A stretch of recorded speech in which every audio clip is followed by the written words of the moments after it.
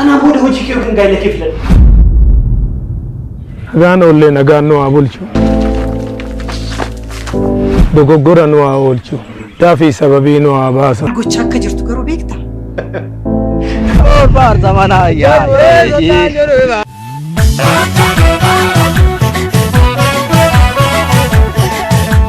ሰላም ጤና ይስጥልን ተመልካቾቻችን እንዴት ናችሁ? እንኳን ለኢሬቻ በዓል በሰላም አደረሳችሁ ማለት እንወዳለን። ዛሬ ኢሬቻንና ሌሎች የኪነ ጥበብ ጉዳዮችን አንስተን ቆይታ እናደርጋለን። ቆይታ የምናደርገው ታዲያ ከደራሲና የቲያትር ባለሙያ ዮብዳር ልዑል ጋር ነው። ዮብዳር ልዑል በአዲስ አበባ ዩኒቨርሲቲ የቲያትር ዲፓርትመንት የመጀመሪያ ዲግሪዋን ሰርታለች። ሁለተኛ ዲግሪዋን ደግሞ እዛው አዲስ አበባ ዩኒቨርሲቲ ውስጥ በሶሺዮሎጂ መስራት ችላለች። ከዛ በተጨማሪ ደግሞ በርካታ የኪነ ጥበብ ስራዎች በተለያዩ ዘርፍ ላይ በአፋን ኦሮምኛ ቋንቋ ተርጉማ ለተመልካች ለአንባቢ ማድረስ የቻለች ወጣት ደራሲ የቲያትር ባለሙያ ጋር ነው ቆይታ የማደርገው። ዮብዳር እንኳን ደህና መጣሽ፣ እንኳን አደረሰሽ። እንኳን አብሮ አደረሰን። ስለተገናኘን በጣም ደስ ብሎኛል። በጣም ብዙ ነገር ያነሳን ቆይታ ምናደርግ ይመስለኛል። የተለያዩ ጉዳዮች ላይ ስለተሳተፍሽ ብዙ የኪነ ጥበብ ስራዎችን ስላበረከትሽ ጥሩ ቆይታ ይኖራል ብዬ ተስፋ አድርጋለሁ። እንደዛ ወደ ዋናው ጉዳያችን ከማለፋችን በፊት የኢሬቻ በዓል ላይ ስለሆነ የምንገኘው የኢሬቻ በዓል አከባበርሽ እንዴት ነበር? ከዚህ ቀደም እንዴት ነበር የምታሳልፊ የኢሬቻን ቀን?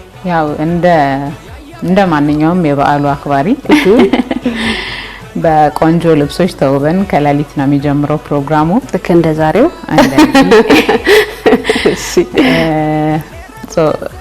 እንደ ማንኛውም ወጣት ከሌሊት እንጀምራለን። ቆንጆ የሌሊት ላይ ጭፈራዎች፣ ጨዋታዎች ምናምን አሉ። ከዛ ይጀመራል። እንደምታውቂው ከተማዋን በጣም ደምቃ ነው የምትአመሸውና ምሽቱን በዛ መልክ ተጀምሮ ወደ ስርዓቱ ቦታ ይኬዳል። ከዛ ቀኑም እንደዛው እንዳማረበት ይውላል።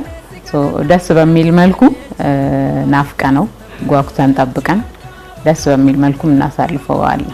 በጣም ደስ ይላል።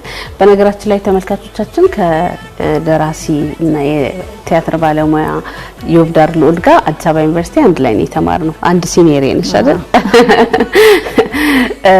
እዛ አዲስ አበባ ዩኒቨርሲቲ ቲያትር ዲፓርትመንት ላይ ትራዲሽናል ኮርስ የሚባል እንወስዳለን እና የቲያትር ተማሪ በጣም ተወዳጁ ክላስ ይመስለኛል። ምን ወደው በጣም ብዙ ካልቸር ብዙ ባህል የምናቀበት የተለያዩ አካባቢ ባህሎችን አምጥተን ወደ መድረክ የምንሰራበት እንደ ቲም ደግሞ በደንብ የሚያቀራርበን አንድ ኮርስ ይመስለኛል እና ለኔ በጣም ፌቨራይት ኮርሴ ነው። እና እዛ ላይ በረዳት ፕሮፌሰር ተስፋዬ ሸቱ የተዘጋጀ ሲንቄ የተሰኘ ቲያትር ላይ ተሳትፈሻል። እዛ ላይ ደግሞ ዋና ገጸ ባህሪዋን የሰራሽው አንቺ ነሽ። እስኪ እንዴት ነበረ እሱን እናስታውስ።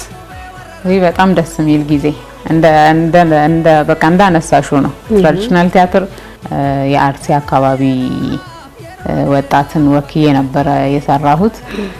ከወጣትነት ጨዋታው እስከ ጋብቻ ድረስ ያለውን ስነ ስርዓት ክዋኔው ምን እንደሚመስል በደንብ ያሳየንበት ነበረ ብዬ አምናለሁ። በሰዓቱ ባገኘነው ሪሰርች ቦታው ላይ ተኪዶ ነበር የተሰራው። ከዛ በኋላ ወደ ስክሪፕት ኮንቨርት ተደርጎ ነው የተሰራው። በጣም ደስ የሚል የቡድን ስራ መንፈስም የነበረበት።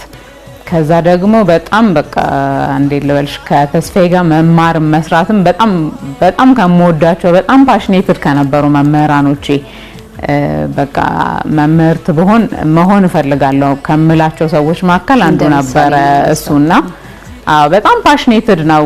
ከኛ እኩል መሬት ላይ እየተንከባለለ ምናምን ነው የሚሰራው እና በጣም ክሪኤቲቭ ነው።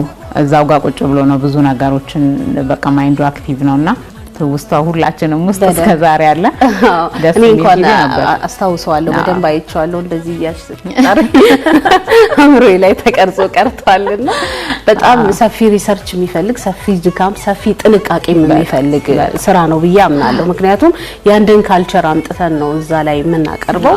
ያ ካልቸር ደግሞ ዝንፍ ማለት የለበትም። ስለዚህ ጥንቃቄው የሚኬድበት ርቀት የስራው የሚፈልገው ትኩረት በጣም ደስ ይላል። እና የሚወጣው ኢነርጂም ደስ ይላል። ለዚህ በጣም ደስ ይላል በዛ ውስጥ ስላለፈን። እንደዚህ ፓሽን ይሄን አይነት ፓሽን የጀመረሽ ከልጅነት ነው ወይስ መሀል ላይ የመጣ ነገር ነው? ዮብዳርን ማወቅ ስጀምር ወይ ሳገኛት ዝንባሌ ወደዚህ ሆኖ ነው ራሴን ማስታውሰው። በቃ የግጥሞችን ጽፋለሁ ትምህርት ቤትም ከ3ኛ 4ኛ ክፍል ምናምን ከነበርኩበት ጊዜም ጀምሮ ዜና ምናምን ጽፈን እናቀርባለን፣ ድራማዎችን እንሰራ ነበር ምናምንና ትምህርት ቤት ውስጥ በሚደረገው በእያንዳንዱ እንቅስቃሴ ውስጥ ነበርኩኝ። ከዛ ደግሞ ያው ክፍልም እየጨመረ ሲመጣ እድሜም እየጨመረ ሲመጣ በጣም ራስን መፈለግም ራስን ማግኘትም ስለሚኖር ያው ፍላጎቴ ነው እየጨመረ እያደገም የመጣው። ወደ ዩኒቨርሲቲም ጆይን ሳደርግ የመጀመሪያው አንደኛ ላይ ተመረጠው ምርጫ ነበር ቲያትርና እግዚአብሔር ይመስገን በፈለኩት በተመኘሁት ልሰራበት በምወደው ሙያ ነው ያለሁት። የመጀመሪያው እንግዲህ በእኛ ጥናት በሚለው ተመልካቾች እንዲወስዱልን እንፈልጋለን። በእኛ ጥናት የመጀመሪያው የቲያትር መጽሐፍ መማሪያ መጽሐፍ በአፋን ኦሮምኛ ተርጉመሽ ለተጠቃሚው ለአንባቢው ማድረስ ችለሻል። መጽሐፉ ምን ይባላል እና እንዴት አሰብሽው? መጽሐፉ ቡኡረወን ቲያትራ ነው የሚሰኘው ወይም ቤዚክስ ኦፍ ቲያትር። ቤዚክስ ኦፍ ቲያትር ነው የቲያትር መሰረታዊያን የሚባሉትን ነገሩ ጉዳዮች በትንንሹ የያዘ መጽሐፍ ነው። ቲያትርን እንግዲህ ታውቂዋለሽ በጣም ሰፊ የሆነ ነገር ነው። አንስተን የምንጨርሰው ወይ ስለዚህ በደንብ አውርቻለሁ ምናምን የምትይበት ነገር አይደለም።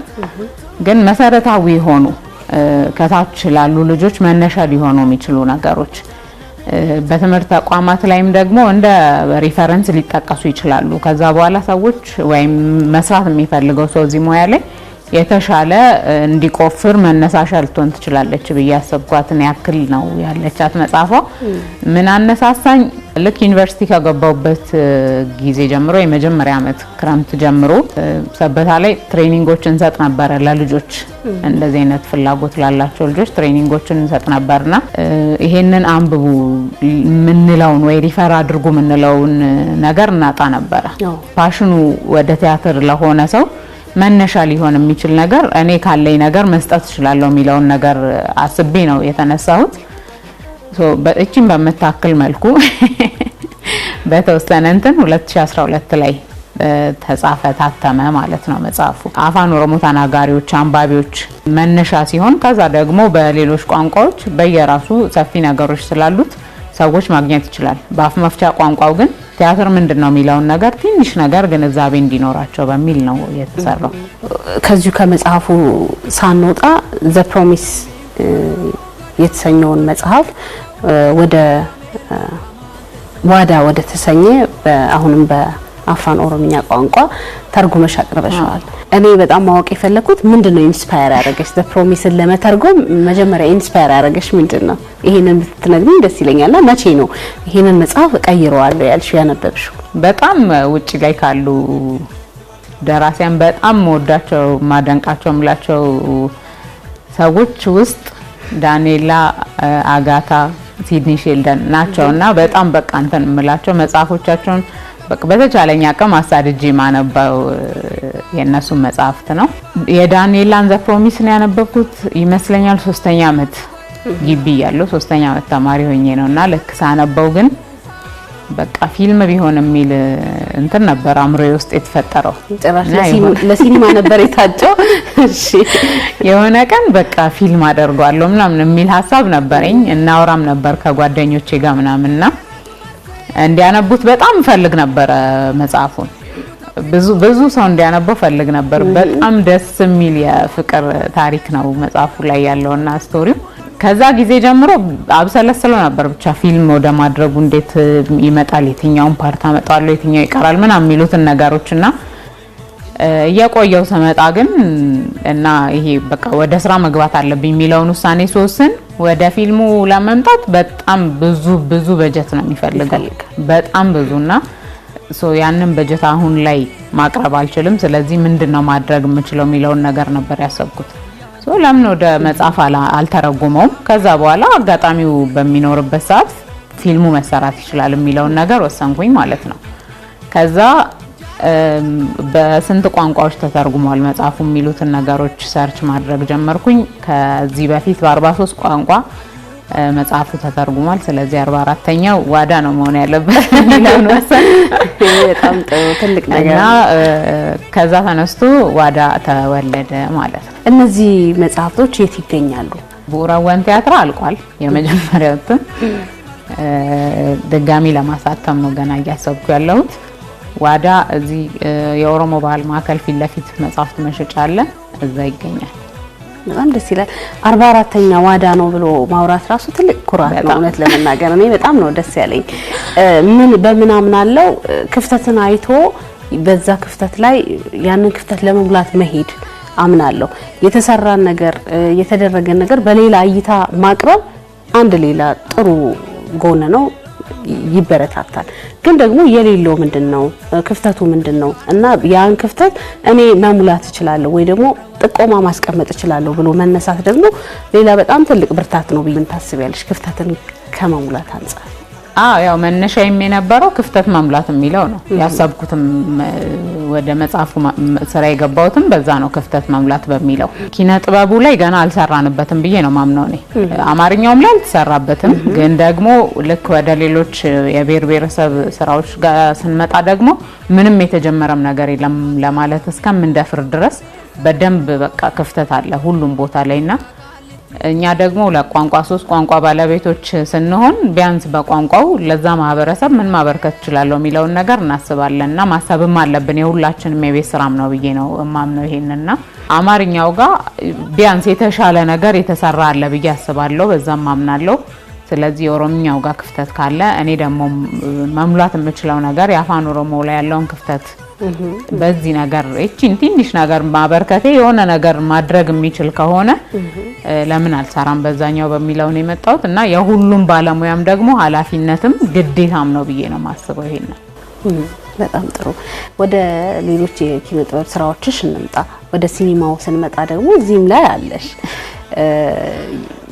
ምንድነው የሰራሻቸው የተከታታይ የቴሌቪዥን ድራማ አሁንም በአፋን ኦሮምኛ የጻፍሻቸው ጽሁፎች አሉ፣ በዳይሬክቲንግም አሲስት አድርገሻልና እነዛ ስራዎች ምን ምንድናቸው? ይዘታቸው ምን ላይ ነው የሚያተኩረው የሚለውን ተከታታዩ ድራማ ዲኤስቲቪ ላይ የተላለፈ ድራማ ነው።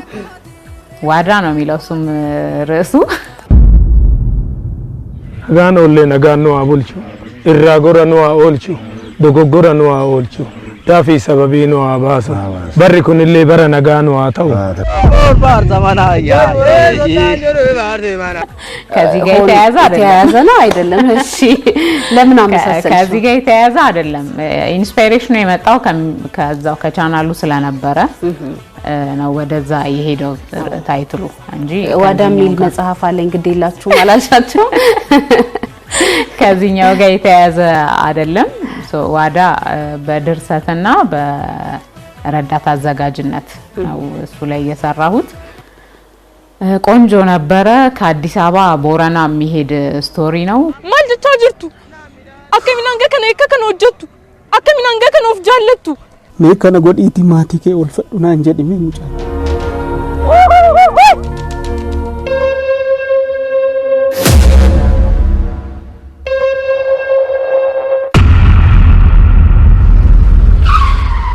ተወዳጅ ነበረ። በጣም ብዙ ከተሞች ላይ እኛ ካሰብነው በላይ በደንብ ተመልካች ኖሮ ፕሮሞትም ሲደረግ ነበርና ጥሩ ነበረ። ዋዳ ተከታታይ ድራማ የመጀመሪያዬ ነው፣ ግን በጣም ደግሞ ኤክስፒሪየንስም ያደረኩበት ነበረ።